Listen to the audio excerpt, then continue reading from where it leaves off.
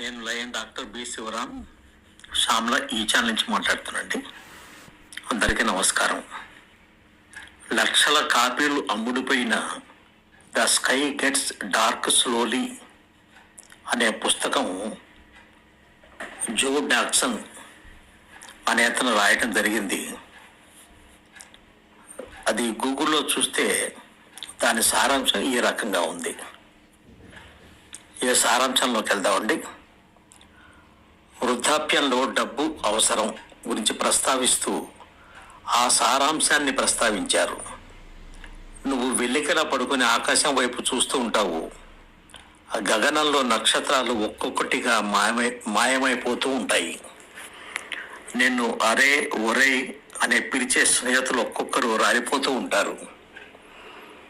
నీ ముందు నిక్కర్లు వేసుకొని తిరిగిన పిల్లలందరూ ఇప్పుడు యుక్త వయసులోకి వచ్చి నీ చుట్టూ చాలా హడావిడిగా తిరుగుతూ ఉంటారు. నీతో మాట్లాడే సమయం కూడా వారికి ఉండదు. నీ మీద స్పాట్లైట్ ప్రసరించటం మానేసి చాలా కాలం అయిపోయి ఉంటుంది. నీ జీవితంలో నువ్వు ఎన్నో సాధించి ఉండవచ్చు. నీ కీర్తి 4 దిక్కులా ప్రసరించి ఉండవచ్చు. కానీ ప్రస్తుతం దాన్ని ఎవరూ గుర్తించరు. ఈ సొసైటీ నీ గురించి పట్టించుకోవటం మానేసి చాలా కాలం అయి ఉంటుంది. దాహంతో దూరంగా ఎక్కడో ఒక కాకి అరుస్తూ ఉంటుంది. నీలాంటి వృద్ధుడు ఎవరో నీకు అప్పుడప్పుడు ఫోన్ చేసి ఇంట్లో తన అవస్థ చెప్పుకుంటూ ఉంటాడు.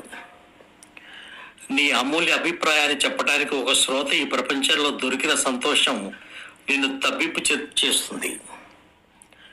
యవ్వనంలో హెల్త్ ఇన్సూరెన్స్ మానేసి ఆ డబ్బు పిల్లల కాలేజీ ఫీజు కట్టావు. మధ్య వయసులో సంపాదించినది పిల్లల్ని అమెరికా పంపించడానికి ఖర్చు పెట్టావు. అందరితో నా కొడుకు అమెరికాలో, కూతురు ఆస్ట్రేలియాలో ఉన్నది అని గర్వంగా చెప్తూ ఉంటావు.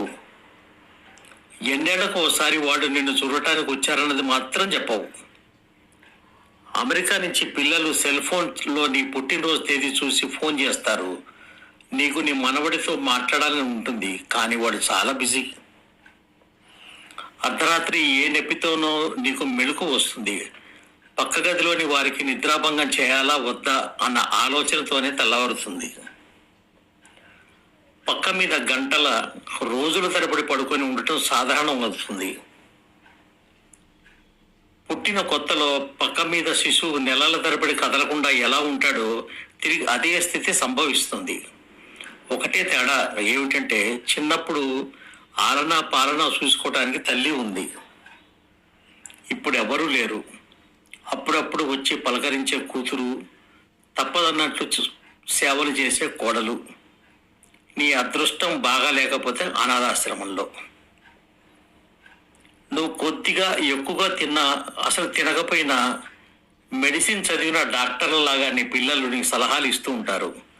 ఒళ్ళు వెచ్చపడితే చలిలో ఎందుకు తిరిగావని, జలుబు చేస్తే చన్నీళ్ళ స్నానం ఎందుకు చేసావని, కాళ్ళు నొప్పులు పడితే గుడికి ఎందుకు వెళ్ళావని ఇలా మందలిస్తూ ఉంటారు. పొద్దున లేచేసరికి అకస్మాత్తుగా ఏ జలుబు, కీళ్ళ నొప్పులు ప్రారంభం అవుతాయి.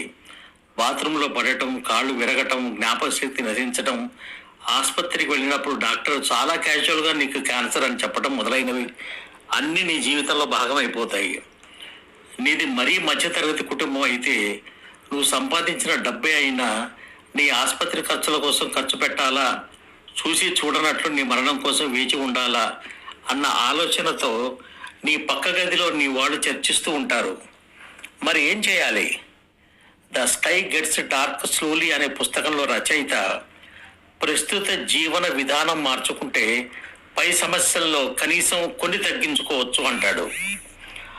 ఆకాశం క్రమక్రమంగా నల్లబారుతూ ఉందని, ఒక్కొక్క దీపమే ఆరిపోతుందని గ్రహించిన వ్యక్తి జీవితపు ఆఖరి స్టేజీ కోసం ఆరోగ్యవంతంగా ప్రిపేర్ అవ్వాలంటే 5 సూత్రాలు గుర్తుంచుకోవాలి అంటాడు. ఆకాశం పూర్తిగా నల్లపడక ముందే నీ దారి పొడుగున లైట్లు వెలిగించి శక్తి ఉన్నంత వరకు పనిచేస్తూ ఉండు.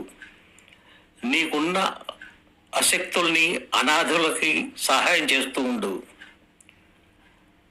ఏకాంతం స్థానే శూన్యత ప్రవేశించినప్పుడు అది అతి తొందరలోనే ఒంటరితనంగా మారుతుందన్న విషయాన్ని నువ్వు ఎంత తొందరగా తెలుసుకుంటే అంత బాగుంటుంది.